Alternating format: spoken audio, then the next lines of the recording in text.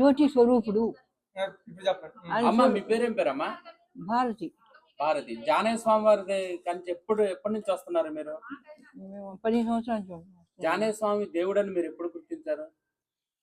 దేవుడని మాకు ఇంటి దగ్గర వచ్చిందండి. మాకు ఇంటి దగ్గర నిదర్శనం వచ్చింది, వస్తేనే వచ్చిన. జానయ్య స్వామి చేసిన అద్భుతాలు ఏంటమ్మా? అద్భుతాలు జ్ఞానానికి సంబంధించినది. మరి అసలు జ్ఞానయ్య స్వామి భగవంతుడే, జ్యోతి స్వరూపుడు. బ్రహ్మ విష్ణు మహేష్ కంటే ఎవరు పైన అఖండ జ్యోతి నుంచి మన స్వామి వస్తాడు. జ్ఞానయ్య స్వామి వచ్చి ఆయన ఒక రూపంతో సృష్టి చేస్తే, ఒక రూపంతో పెంచుతూ, ఒక రూపంతో లయం చేస్తాడు. ఆయన నోటు చేసేవరకు ఎంత కూడా పోతుంటారు. పోయి లెక్క ప్రకారం మళ్ళీ పంపిస్తుంటారు. అది జ్ఞానయ్య స్వామి చేసేది.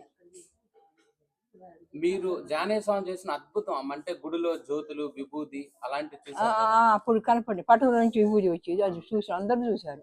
మీరు ధ్యానం చేస్తారమ్మా? ధ్యానం కూర్చొని చేయటం ఉండదండి ఇక్కడ. ఆ పుస్తకంలో దాని ద్వారా నిలకడ వస్తుంది, మనసు నిలకడ వస్తుంది. ధ్యానమైన శ్వాస మనసు కలవటమే కదా, ఈ పదాలలో వస్తుంది అనమాట. స్వామి కొత్తగా రాశారు కదా, ఆ భాషలో రాశారు కదా 6 గ్రంథాలు, అందులో వస్తుంది. మీకున్న అనుభవం ఏంటి? ఇక అనుభవం అంటే మరి ఇక్కడ గుడి దగ్గర ఏముంటున్నాం కదా,